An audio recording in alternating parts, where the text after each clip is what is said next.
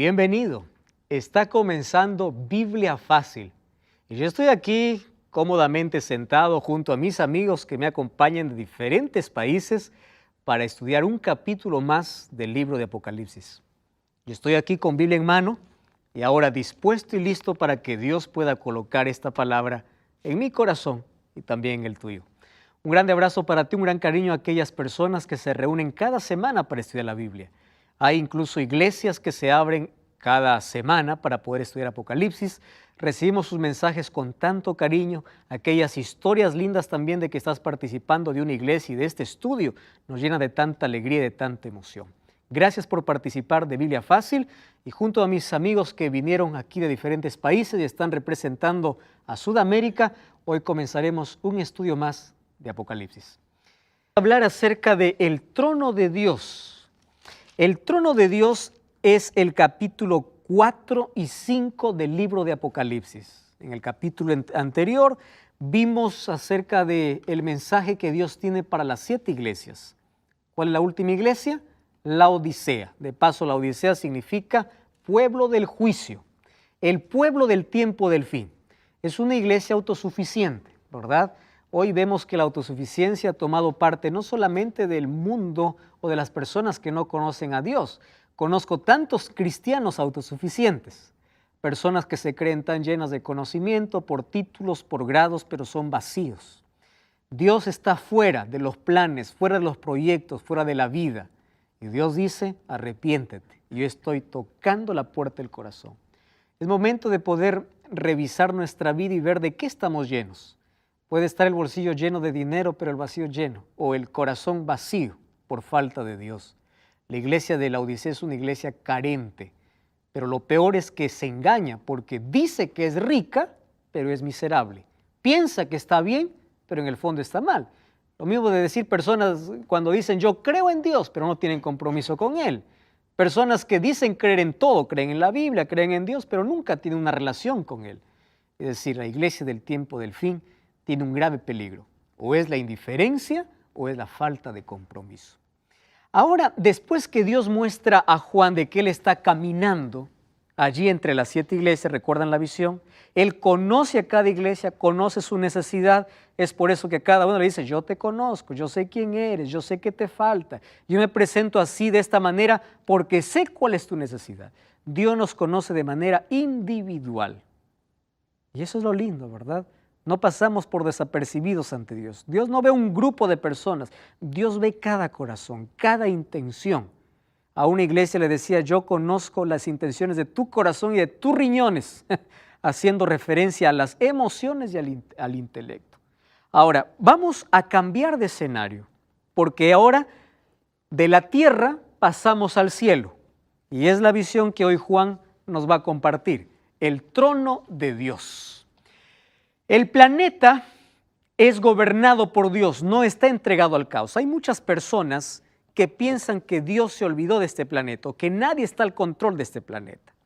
Y ellos dicen, si Dios estuviese al control de la humanidad, ¿por qué existe tanto desastre? ¿Verdad?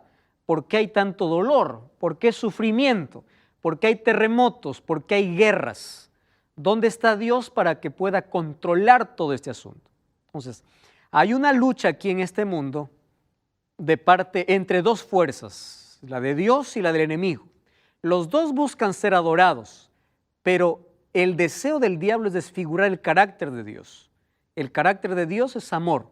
Entonces el diablo provoca calamidades para luego culpar a Dios. La gente cuando culpa a Dios por cada desgracia, el diablo celebra, porque de esa manera, ¿qué cosa consigue el diablo? Desfigurar el carácter de Dios, hacer ver que Dios es cruel, es malo o que Dios perdió el control de la humanidad.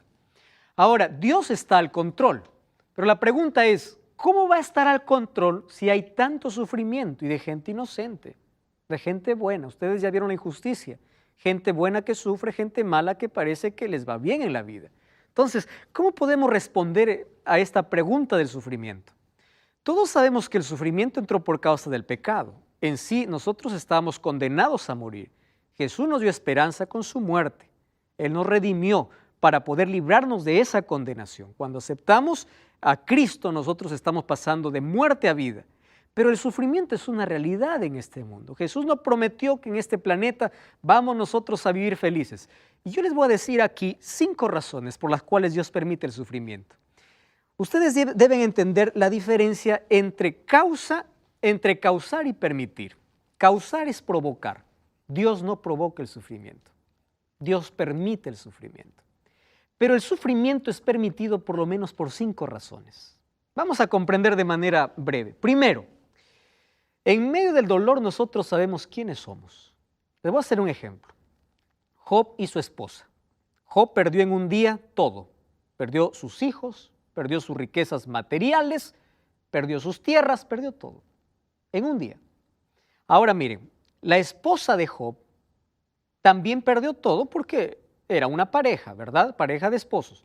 Es decir, los dos pasaron por la misma situación, por el mismo dolor, pero miren la reacción. Job dio gloria a Dios y la mujer dijo, maldice a tu Dios y muérete. Miren la diferencia. Los dos pasaban por la misma situación, pero uno en el dolor da gloria a Dios y el otro maldice a Dios. El dolor nos revela cuál es nuestro carácter o a quién tenemos en el corazón. Número 2, con el dolor nosotros nos damos cuenta lo peligroso que es el pecado. Les voy a hacer un ejemplo. ¿Ustedes imaginan cómo sería el mundo sin dolor, sin hospitales, sería un paraíso, ¿verdad? Entonces nosotros no entenderíamos qué es pecado.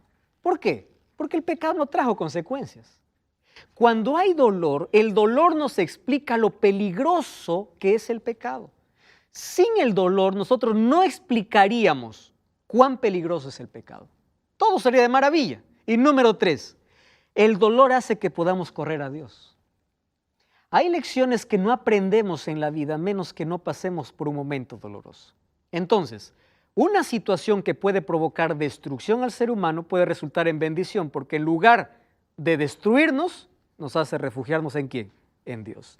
Número 4, el dolor hace que podamos fortalecer nuestra relación con Dios. Eso es lo lindo. Conocí una señora que decía, pastor, nunca oré tanto en mi vida como desde cuando me enteré que tenía cáncer. Nunca oré tanto. El dolor nos hace aferrar a Dios. Y número 5, si en el mundo no existiera dolor, nadie quisiera estar en el cielo. ¿Para qué? ¿Verdad? Yo estoy feliz aquí. Aquí no hay dolor, aquí no hay sufrimiento. ¿Para qué quiero Dios? ¿Para qué necesito del cielo si la tierra es sin dolor? Entonces, el dolor no es causado ni provocado por Dios, pero es permitido por Dios, porque a través del dolor también somos alcanzados. Pero Dios está al control del universo. Ahora, el capítulo 4 nos traslada de la tierra al cielo. Ahora, no aparece Jesús caminando como sumo sacerdote entre las iglesias, sino aparece como rey. Capítulo 4, la escena se traslada al trono celestial. El trono está rodeado por seres celestiales para celebrar una ocasión especial, un evento específico y decisivo en la historia del universo. ¿Cuál es? Es que aquí Juan está a punto de ver cómo Cristo es exaltado y glorificado después que subió al cielo. La Biblia dice que fue a la diestra del Padre. Ahora, ¿cómo sucedió ese evento? Eso nos explica. Ahora, ¿cómo entendemos eso? El capítulo 3, versículo 21 dice, el que venciere se sentará conmigo en mi trono, así como yo he vencido y me he sentado con mi Padre, ¿dónde? En su trono. La promesa para el vencedor es sentarse ¿dónde? En el trono.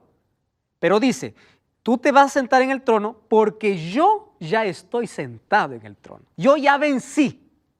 Ahora, ¿cómo es que Jesús se sentó en el trono? Ahora nos explica el capítulo 4 y el versículo 5. Miren, la palabra trono aparece 14 veces en el capítulo 4, es decir, es el centro de todo lo que sucede. 1 Timoteo 6:16 dice que Dios está rodeado de una luz extraordinaria. Ahora, en el capítulo 4 encontramos la majestuosidad. Y allí en el capítulo 4, Juan dice, vi que uno estaba sentado. Ni siquiera menciona el nombre de Jesús, nada. Uno, ese uno hace referencia ¿a quién? A Dios Padre. Él está sentado en el trono. El trono simboliza el derecho a reinar, el poder real, la autoridad sobre el reino. Estar en el trono significa el poder para reinar. Ahora, en ese trono hay esplendor deslumbrante. El trono de Dios es la fuerza controladora del universo. Ahora Juan va a ver cómo es el trono de Dios. Vamos a Apocalipsis capítulo 4, versículo 1 hasta el versículo 3, ¿sí? Vamos a Apocalipsis 4, 1 al 3. Allí dice, después de esto miré y había una puerta abierta en el cielo. Pablo, ¿tú puedes seguir leyendo, por favor? Versículo 1 hasta el versículo 3. ¿Del 1? Sí, del 1 al 3.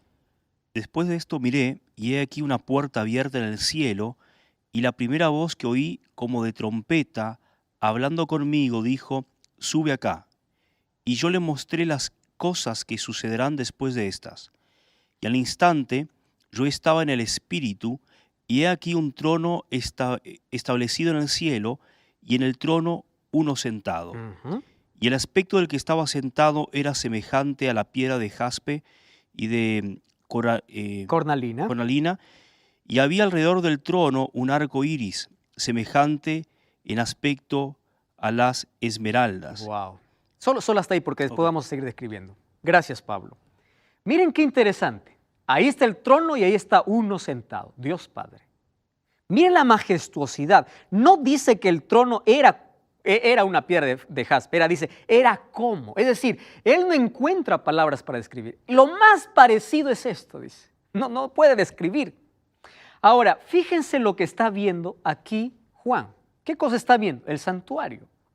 ¿Recuerdan cuando Dios mandó a Moisés a hacer un santuario? El santuario tenía dos compartimentos, lugar santo y lugar santísimo. En el lugar santísimo estaba el arca del pacto y ahí estaba la gloria de Dios, el Shekinah. La gloria de Dios, ese Shekinah que estaba en el lugar santísimo, representaba en el cielo ¿qué cosa? El trono de Dios. Dice, había una puerta abierta, ¿verdad? Y oí una voz que decía, con voz de trompeta. ¿Recuerdan qué significa voz de trompeta? La presencia de Dios. Ven y mire. Es decir, Juan es invitado a entrar. Y no solamente Juan fue invitado. Recuerdan cuando Isaías también fue invitado. Y Isaías capítulo 6 también vio el trono de Dios. Daniel en el capítulo 7 también vio el trono de Dios. Ahora, si nosotros unimos todas esas referencias, aquí en Apocalipsis nos va a dar una idea extraordinaria de cómo es ese trono.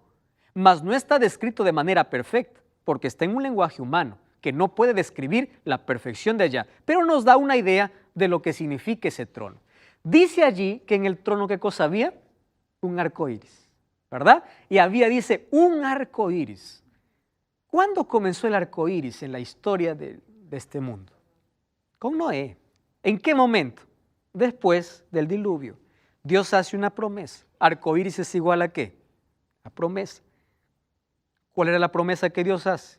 Nunca más será la tierra castigada con agua, ¿verdad? Entonces, cada vez que llueve, dice tú vas a ver mi arco entre las nubes. Hoy el arco iris es usado como símbolo de una perversión. Sin embargo, es la representación de la promesa de Dios. Ahora, fíjense, ¿por qué es que el arco iris está encima del trono? El arco iris en sí es una ilusión óptica, ¿verdad? Uno ve el arco iris y uno se acerca y dice, va a abrazar el arco iris, y de pronto no abraza nada, es una ilusión óptica. ¿Por qué? Porque el arco iris es la unión ¿de qué? Del agua con la luz del sol. Es decir, es la mezcla de dos elementos, agua y luz del sol. ¿Qué representa el arco iris en el trono de Dios? Vamos a ver lo que dice el libro de Salmos capítulo 97, versículo 2. Karina, ¿puedes leer, por favor? Aquí dice, ¿qué dice Salmos 97, 2? Toma el micrófono allí. Salmo 97, 2, dice así. Son la base de su trono. Justicia y misericordia. misericordia. Correcto. Entonces, hay dos cosas que es la base del trono de Dios. ¿Qué cosa es? La justicia y la misericordia. ¿Cómo es formado el arco iris? Por la unión de ¿qué? Del agua y del sol. Justicia y misericordia, así como el agua y el sol, se mezclan para armar un arco iris. En el trono de Dios está mezclado ¿qué cosa? La justicia y el...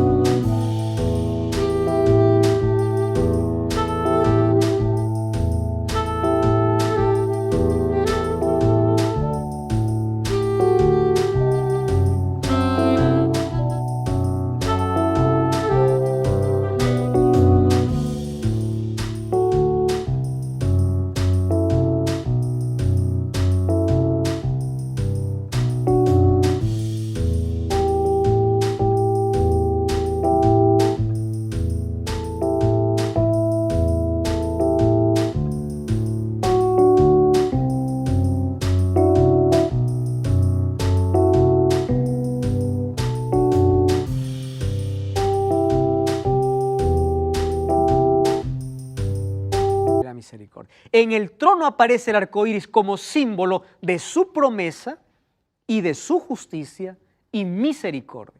Satanás anheló ese trono. Él quiso el trono de Dios. Por eso él se rebeló contra Dios. Sin embargo, allí nosotros encontramos algunos elementos interesantes, ¿verdad? Miren el versículo 4. Vamos a Apocalipsis capítulo 4, el versículo 4. Dice así: alrededor del trono habían 24 tronos. Interesante. Había un trono principal. ¿Y qué más había? 24 más. Y en los tronos vi sentado, ¿a cuánto dice? 24 ancianos. La palabra anciano en la Biblia significa un ser digno, autoridad. ¿Correcto? No significa alguien que esté en la parte final de la vida. 24 ancianos vestidos de ropas blancas con coronas de oro en su cabeza. ¡Wow! Ahora, si el arcoíris representa la justicia y la misericordia, ¿a quién representan los 24 ancianos? Vamos a ver sus características. Número 1, están vestidos ¿de qué? De ropas blancas. Número 2, tienen corona de oro. Pregunto, ¿a quién prometió Dios vestiduras blancas y coronas de oro? A su iglesia, ¿verdad? Entonces, por las características que aquí presenta, significa que estos son seres humanos que alcanzaron promesa. ¿Pero por qué 24? Vamos a analizar un poco este asunto. 24, ¿cuántas tribus representaban al pueblo de Dios en el Antiguo Testamento? 12 tribus. ¿Con cuántos apóstoles Cristo fundó su iglesia en el Nuevo Testamento? Con 12. 12 más 12, ¿a cuánto da? 24. Quiere decir que los 24 ancianos es una representación del pueblo de Dios en toda la historia, tanto del Antiguo como del Nuevo Testamento. 12, 12 igual a 24. Pero ¿por qué son 24 ancianos? Dice, ellos tenían ropas blancas, coronas de oro allí en la cabeza. Muy bien, vamos a Mateo capítulo 27. ¿Sí? Mateo capítulo 27, versículo 50 al versículo 53. Aquí nos va a aclarar este asunto. Mateo capítulo 27, versículo 50 al versículo 53. Miren lo que dice, este texto es impresionante. Mateo 27, 50 al 53. Dice así: Jesús, habiendo otra vez clamado a gran voz, entregó el Espíritu. Entonces el velo del templo se rasgó en dos, de arriba abajo. La tierra tembló, las rocas se partieron. ¿Está? Ahora, Felipe, ¿puede leer el versículo 52? Toma el micrófono, por favor. 27, 52. ¿Qué dice allí? Y se abrieron los sepulcros y muchos cuerpos de santos que habían dormido se levantaron. Wow. ¿En qué momento ocurrió esto? Cuando Jesús murió. Entregó el Espíritu. ¿Qué más dice? El templo se rasgó, sepulcros se abrieron y muchos cuerpos de santos que habían dormido se levantaron. Y después que él resucitó, salieron de los sepulcros y entraron a la ciudad santa. ¿Cuál es la ciudad santa? Ahora fíjense, cuando hace referencia a 24 ancianos, significa que hubieron personas que resucitaron cuando Cristo murió. Y según Efesios 4:8, ellos fueron llevados como primicias al cielo. Nosotros en la Biblia por lo menos encontramos a tres seres humanos que están en el cielo. ¿Se acuerdan en la transfiguración? Cuando los discípulos vieron a Jesús, ¿con quién estaba? Con Elías. ¿Con quién más? Con Moisés. ¿Y quién más está en el cielo? Enoc. Dios se lo llevó. Tres personas, la Biblia dice con claridad que están en el cielo. Seres humanos. Ahora, a esos tres se unieron otros que también resucitaron. Y por las características que ellos tienen, entonces, ellos son la representación de la humanidad fiel que ya está en el cielo. Ahora, es interesante que nosotros podamos ver, esos seres humanos no están en el cielo para interceder. Hay algunos que dicen, vamos a interceder. Pastor, ¿y quién? A ver, ¿Pablo estará en el cielo? No. ¿Por qué no está Pablo en el cielo? ¿Por qué Pablo en 2 Timoteo 4, 7 y 8 dice, yo estoy listo para ser sacrificado, hablando de su muerte? Dice, pero me está reservada la corona de justicia en aquel día. Además, él no participó de la resurrección cuando Cristo murió. Entonces, si hay seres en el cielo, significa que hay representantes del pueblo de Dios, que son seres humanos, y están dando gloria a Dios. Sí, quería decir algo. Una pregunta, ¿cómo interpretar eso junto al versículo que dice, nadie subió al cielo sino el que bajó, refiriéndose a Jesús? ¿Cómo interpretarlo en ese contexto? Correcto. Muchas gracias, querido. Miren, cuando habla el texto, dice, nadie más subió al cielo sino el que bajó, está haciendo referencia solamente a Cristo, ¿verdad? Cuando Él es el único que bajó del cielo y Él es el único que subió. Sin embargo, aquí, en este texto que nosotros hemos leído, a la luz de toda la Biblia, encontramos que Dios ya llevó a otros seres humanos al cielo, como Enoc, como Elías y como Moisés. Por eso que la referencia a los 24 ancianos, por las características que tienen, no pueden ser otros seres sino seres humanos. Ahora, vamos a responder esto en las siguientes presentaciones. Además, el versículo 6, ¿qué cosa dice? Capítulo 4, versículo 6. Apocalipsis, capítulo 4, versículo 6 dice, también delante del trono había un mar de vidrio semejante a, ¿qué dice? Al cristal, y junto al trono y alrededor del trono había 4 seres vivientes. Estaba lleno de ojos por delante y por atrás. Llenos de ojos. Ahora nos complica el asunto, ¿no? Hay 24 ancianos, ¿y ahora qué cosa hay? 4 seres vivientes. ¿Saben ustedes que Ezequiel capítulo 10, versículo 14, ya hablaba acerca de estos seres?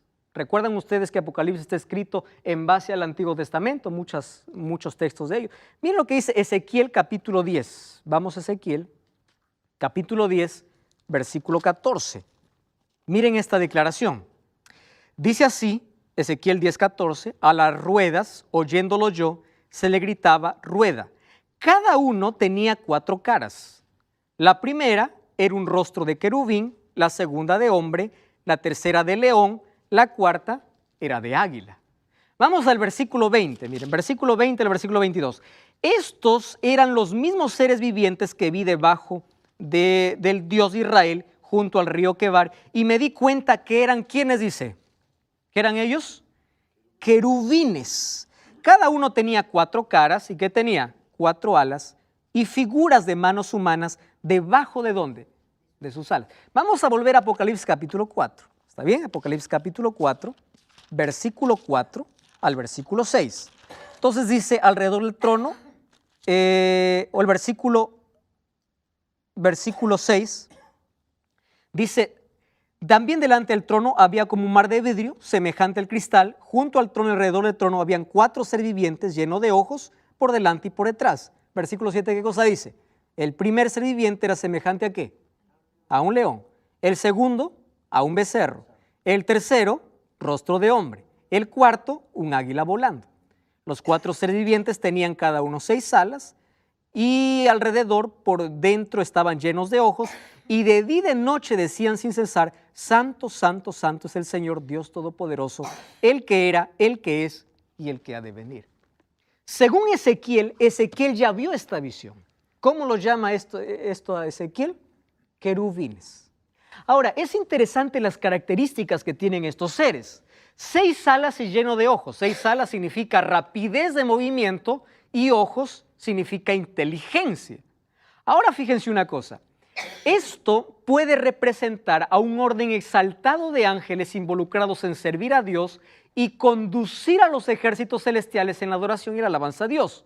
Porque allí dice que todos ellos decían, santo, santo, santo. Además, las características de estos seres vivientes son las características que se dan a los ángeles.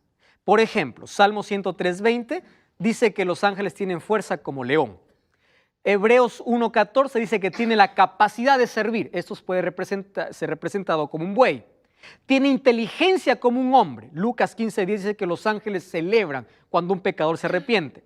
Y tiene velocidad de un águila. Entonces, 4 figuras también representan características de ángeles. Entonces, lo que se cree aquí es que esto es un orden exaltado de ángeles involucrados para servir a Dios. Pero también se dice que estos 4 seres vivientes, según la visión de Ezequiel capítulo 1, versículo 4 a 10, puede representar al pueblo de Dios en el Antiguo Testamento. Representar, pero son seres que existen, ¿correcto? Pero representan al pueblo de Dios en el Antiguo Testamento. 40 años estuvo en el desierto, 41 veces se movieron. Ahora, ellos tenían una manera interesante de ser organizados. Cada vez que el campamento se movía, ellos tenían 4 tribus líderes, ¿verdad? 4 tribus líderes. Cuando ellos se instalaban, el santuario estaba en el centro y las 4 tribus rodeaban allí el santuario. ¿Quiénes eran esas 4 tribus líderes? Era Judá, Efraín, Dan y Rubén. Se dice que estas 4 líderes tenían 4 símbolos. Por ejemplo, Judá tenía como símbolo el león. La Biblia menciona al león de la tribu de Judá, ¿verdad? El símbolo de Judá era el león. De Efraín era el buey. De Dan era el águila y de Rubén era un rostro humano. Entonces dice que ellos pueden representar, no es que son, representar al pueblo de Dios en el Antiguo Testamento. ¿Significa que el pueblo de Dios en el Nuevo Testamento no tiene representación? Gracias por acompañarnos. Esto es Biblia Fácil. Hoy estamos hablando del capítulo 4 del libro de Apocalipsis. La escena maravillosa que Juan ve al contemplar el trono de Dios. No tiene palabras para poder describir. Empieza allí a colocar algunas cosas que se parecen y allí dice, esto es lo que yo vi. Allí en un lenguaje humano, no perfecto, nos describe en qué consiste ese trono. Ahí está Dios sentado y ahí está en el capítulo 5 vamos a ver de que Dios ahora el Padre da esa autoridad o ese poder de reinar también a Jesucristo en el momento de la exaltación cuando ascendió allí a los cielos. Hay algunas cosas que estuvimos analizando acerca del trono de Dios. Primero, que la justicia y la misericordia son la base de su trono y está representado en un arco iris, como aquel que es fiel siempre a su promesa. También vimos 24 ancianos que representa a la humanidad o representa a toda la humanidad, ¿verdad? Desde el comienzo de los tiempos hasta el final, de redimidos. Y también vimos 4 seres vivientes. Allí vemos que ellos dan gloria a Dios, adoran a Dios, están al servicio de Dios y se dice que ellos pueden ser ángeles que tienen una orden especial para poder llevar a toda la hueste angelical a adorar a Dios. Y también estos 4 seres representan al pueblo de Dios en el Antiguo Testamento, representado por las 4 tribus líderes. Esas 4 tribus eran Judá, Efraín, Dan y Rubén, que eran el símbolo que ellos tenían allí en sus banderas. Ahora, ¿cómo representan esos 4 seres vivientes al Nuevo Testamento? ¿Verdad? A la iglesia primitiva. Entonces, un análisis extraordinario se hizo de que Cristo en el Nuevo Testamento, en los evangelios, es visto de 4 maneras diferentes su ministerio. Por ejemplo, el libro de Mateo hace énfasis en Jesús como rey. La mayor parte de sus enseñanzas, por ejemplo, Mateo 25, 34, dice, entonces el rey dirá, haciendo referencia ¿a quién? A Cristo. También allí en Mateo 27, 37, cuando Jesús murió, allí el Evangelio de Mateo dice que le pusieron sobre su cabeza la acusación contra él que decía, este es Jesús, ¿quién dice? El rey de los judíos, haciendo énfasis a Cristo como rey. Nosotros vamos al Evangelio de Marcos y vemos que en Marcos Jesús es representado como siervo. Gran parte de los textos de Marcos representa como siervo. Allí vemos, si alguno desea ser el primero, será el último y el servidor de todos. Eso dice Marcos capítulo 9, versículo 35. Marcos 10, 44 dice, quien desea ser el primero será siervo de todos. Y también dice, el Hijo del Hombre no vino para ser servido, dice, ¿no? Sino vino para servir. Mientras que Mateo representa a Cristo como el rey, Marcos lo representa como ¿qué? Como un siervo. Ahora, el libro de Lucas presenta a Cristo como hijo de hombre. Allí Lucas 4, 1 y 2 dice, después de haber ayunado, tuvo hambre. Necesidad humana. Lucas 9:56, porque el Hijo del Hombre no ha venido para destruir las almas de los hombres, sino para salvarlas. Mateo presenta como rey, Marcos presenta como siervo, Lucas presenta como hombre, como el Hijo del Hombre, ¿verdad? Ahora, el libro de Juan presenta a Jesús como Dios, desde el comienzo, ¿verdad? En el principio era el verbo, y el verbo estaba con Dios, y el verbo era Dios, y por él fueron hechas todas las cosas. ¿Quién era ese verbo? ¿De quién estaba hablando? Estaba hablando de Jesús. Mateo presenta como rey, Marcos como siervo, Lucas presenta como hijo de hombre, y Juan lo presenta como Dios. Ahora, Juan 1 y 2, en el principio estaba el verbo, y Juan 10:30 dice, yo y el Padre somos uno. Quiere decir, yo también soy.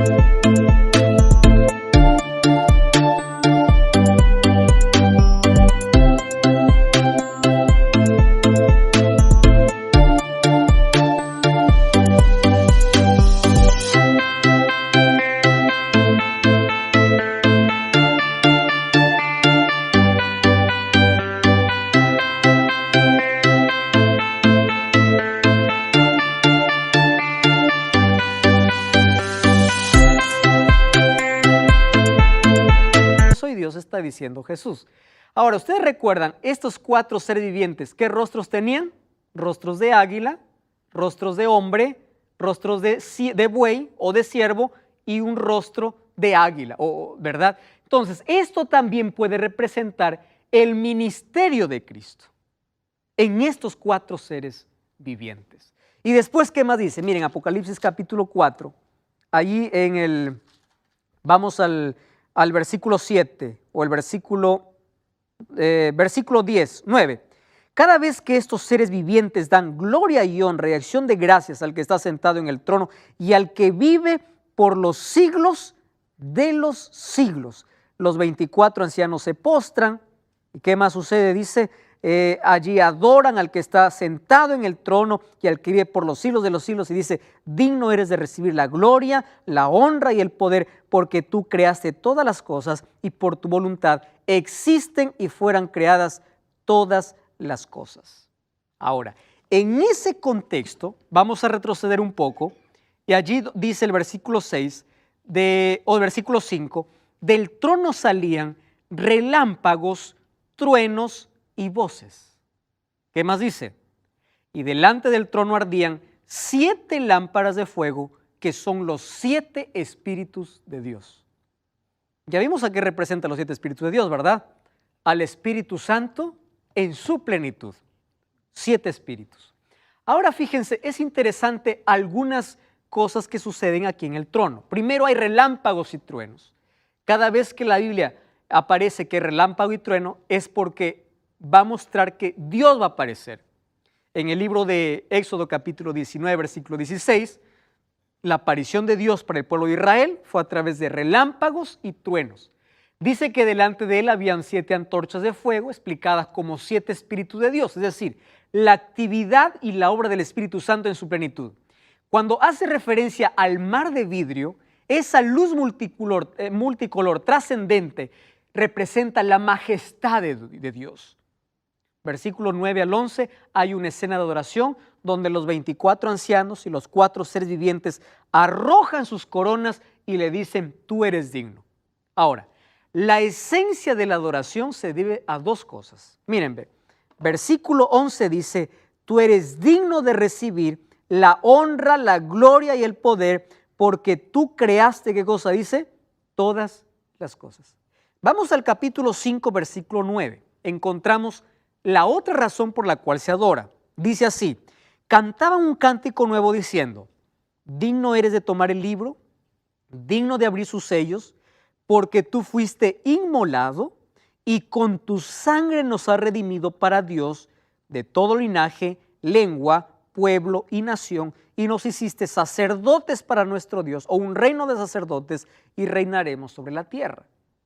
Entonces, Jesús recibe adoración por dos razones. Primero, por ser el creador o por el acto de la creación, y el segundo por el acto de la redención. ¿Qué significa eso? El mismo Dios que creó este mundo tiene poder para restaurarlo y poder proveer salvación para todos los perdidos. Ahora, en esa liturgia de adoración, nosotros tenemos que parar para pensar.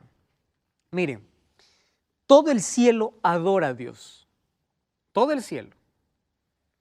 Cada momento dice, santo, santo, santo, tú eres digno de recibir nuestra adoración.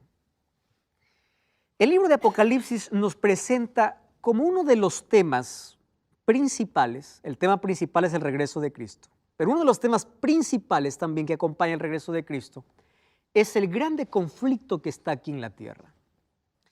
¿Y cuál es el conflicto que ocurre aquí en la tierra?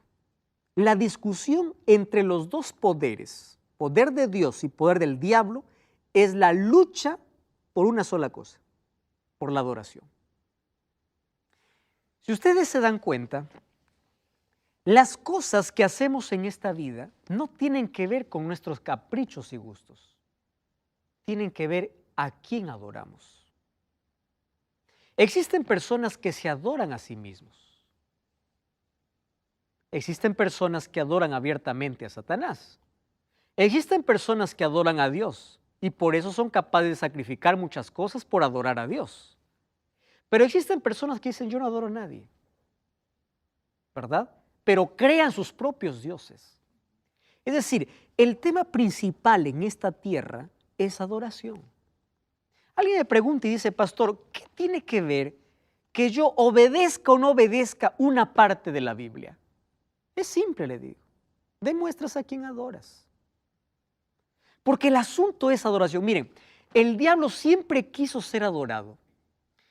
El libro de Isaías capítulo 14 habla de que en el cielo él anheló el trono de Dios. Quiso el trono de Dios. ¿Por qué quería el trono de Dios? Porque quería ser adorado. Él quiere ser adorado. Cuando Jesús estuvo aquí en la tierra, ¿recuerdan lo que le dijo Satanás a Jesús? Cuando en la última tentación le llevó allí a la parte más alta y le dice, mira todo este mundo, le dice. Tú no necesitas ir a la cruz. ¿Para qué vas a sufrir? Adórame, ¿correcto? Adórame, yo te doy todo. ¿En qué momento se hizo dueño el diablo de este mundo? El momento que el ser humano le cedió autoridad.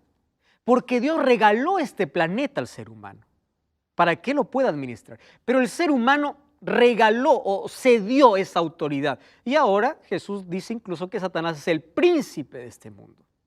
Porque el ser humano cedió esa autoridad. Pero más allá de eso, vamos a pensar en lo siguiente. Miren, en este mundo existe tanta filosofía humana. El humanismo, por ejemplo.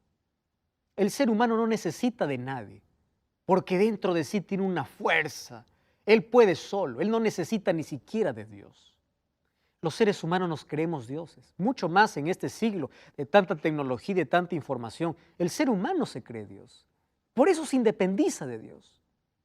En el año de 1859 apareció un libro que remeció prácticamente las raíces de todo el mundo que creía en Dios. En ese año aparece el libro que lleva por título El origen de las especies, creado por quién o escrito por quién, por Charles Darwin, dando origen a una nueva etapa en la vida en el mundo. Aquellos que ya querían sacar a Dios de la historia, ahora tenían un fundamento para decir, nosotros no necesitamos de Dios porque ni siquiera Dios existe. Es decir, todo este mundo fue creado, o el ser humano vino porque sus antepasados fueron primero renacuajos, luego fueron, orangutanes, y luego se hizo un ser humano. O sea, quitamos a Dios de todo, sacamos a Dios de la historia. Algunas universidades prohíben religión o la Biblia porque quieren sacar a Dios de la educación. Es decir, el ser humano, usado por el diablo, siempre ha querido tratar o ha tratado de sacar a Dios de todo, lo ha sacado de su vida, lo ha sacado de sus escuelas, lo ha sacado de la historia, creyendo en la evolución. La evolución, ¿qué cosa te lleva a pensar? De que Dios no existe. Y si Dios no existe, tú no tienes ni origen ni propósito en la vida. ¿Desde qué momento el ser humano cayó en un vacío existencial? Desde el momento que creyó que no necesitaba a Dios en su vida. Desde el momento que sacó a Dios de su historia. Desde el momento que creyó en la evolución. Desde el momento que creyó de que este mundo es gobernado por la nada. O que yo puedo ser el autor de todo. Yo no necesito de Dios para vivir. Todo lo que el ser humano haga tiene que ver a quién adora. La adoración es el punto principal aquí en el capítulo 4, el capítulo 5 del libro de Apocalipsis. Alguien escribió lo siguiente: cuando tú pierdes la esencia de tu origen, tu vida cae en un vacío. ¿Saben qué cosa es preocupante? Hace algunos años incluso el Papa salió diciendo de que el libro de Génesis era un libro alegórico. Fue una noticia que movió al mundo. Quiere decir que el pecado es una alegoría. Si el pecado es una alegoría, Jesús es una fantasía. ¿Para qué necesitamos de Jesús si no hay pecado? Si el libro de Génesis es un libro alegórico, es un libro no real, es un libro simbólico o es un libro que cuenta por ahí alguna historia que no fue real. Entonces, si no existe Génesis, no existe ni creación, no existe ni pecado, tampoco Salvador. ¿Se dan cuenta cómo el diablo ha tratado a través de toda la historia quitar la adoración que solamente es para Dios, cambiarla de dirección? ¿Hacia dónde? Hacia Él. ¿Y saben de dónde viene esta mentira? Desde el jardín del Edén. ¿Cuál fue la mentira que el diablo colocó en el corazón de Eva? Dos cosas. Primero le dijo: no morirás, no vas a morir. Dios te dice que vas a morir, no, mentira, no vas a morir. Por eso el diablo, el ser humano cree en la inmortalidad, vida después de la muerte, etcétera, etcétera. Número dos, le dice: tus ojos serán abiertos y serás como Dios. Dios no lo sacó a Adán y Eva porque comieron un fruto. Comer el fruto significaba aceptar la propuesta del diablo. Comer el fruto significaba que ellos querían ser como dioses. ¿Por qué cayó Satanás del cielo? Porque quiso ser como Dios. ¿Por qué salió Adán y Eva del jardín del Edén? Porque aceptaron la propuesta del diablo, ser como Dios. La desobediencia va más allá de comer un fruto, va en aceptar propuestas, donde el ser humano saca a Dios de su vida, saca a Dios de la historia y empieza a adorarse a sí mismo o a adorar cualquier otra filosofía, y en ese momento se hace un adorador ¿de quién? De Satanás. Ahora el capítulo 4 me enseña de que hay un Dios que gobierna por encima de todas las fuerzas humanas y conduce la historia hacia un final feliz. Por eso que Hebreos capítulo 4 versículo 16 dice: acerquémonos con confianza al trono de la gracia para recibir misericordia y ayuda oportuna. ¿Por qué? Porque hay un Dios soberano que tiene el control de la historia. Ahora, lo interesante de todo eso es que ese Dios está presente en los momentos más difíciles de nuestra vida. Si hay un Dios que gobierna el universo, hay un Dios preocupado por el ser humano. Hay dos cosas que tenemos que saber de Dios. Dios es trascendente y Dios es inminente. Trascendente significa que Él es el soberano de todo el universo y Él gobierna el universo, pero es un Dios cercano, no es un Dios lejano, es un Dios que se relaciona, es un Dios que está a nuestro lado en todo momento de la vida. Sí, Pablo. Incluso en esa historia, cuando ellos pecan, ¿no?, por creerle al diablo, y va la sentencia justa por su pecado, que era la muerte, Dios también dio una esperanza, aunque ellos no lo entendieran, ¿no? Al darle ropas de pieles de animales, ya hubo un sacrificio de sangre ahí que apuntaba a la cruz. O sea, mismo ahí uno ya ve la esperanza de Dios diciendo: esto se perdió, pero yo lo voy a recuperar. Es que Pablo, el plan de redención estaba desde antes de la entrada del pecado. Dios ya tenía un plan para ellos. Es por eso que el primer cordero que muere allí en el jardín del Edén, Cuando alguien dice que Dios no cumplió su promesa, que no había muerte, muerte sí hubo, pero hubo una muerte sustitutoria. ¿Qué significaba? Adán y Eva merecían morir, pero no murieron Adán y Eva, murió un cordero, y ese cordero representaba a Cristo. O sea que la gracia ya estuvo ahí. Siempre el ser humano se salvó por fe y gracia, desde el comienzo, y así será la salvación hasta el final. Nadie se salva por obras o por méritos. Qué lindo, gracias por ese aporte. Ahora, ese Dios que tiene el control del universo, ese Dios que está en todo momento en la historia del ser humano, es un Dios tan cercano, un Dios que conoce las luchas, que conoce los problemas, que conoce las lágrimas, que no ignora el sufrimiento. Y es un Dios que nos acompaña en los momentos más difíciles de nuestra vida. Voy a invitar a Andrés que venga para cantar. Mientras él canta, yo quiero hablar para ti que estás viendo el programa. Probablemente no estés en un momento fácil de la vida, estés pasando por una situación muy difícil. Estás allí acorralado por las deudas, estás allí en una cama, enfermo, estás pasando por sufrimiento y dolor. Hay un Dios que está allí contigo y está sufriendo contigo y está listo para abrazarte. Hay un Dios que tiene el control del universo, es el soberano del universo, pero también quiere tener el control de tu vida. Y es por eso que hoy, una vez más, insiste en tocar la puerta de tu corazón para decirte, déjame también ser soberano en tu corazón, soberano en tu vida. Permite que ese Dios de lo imposible haga hoy milagros en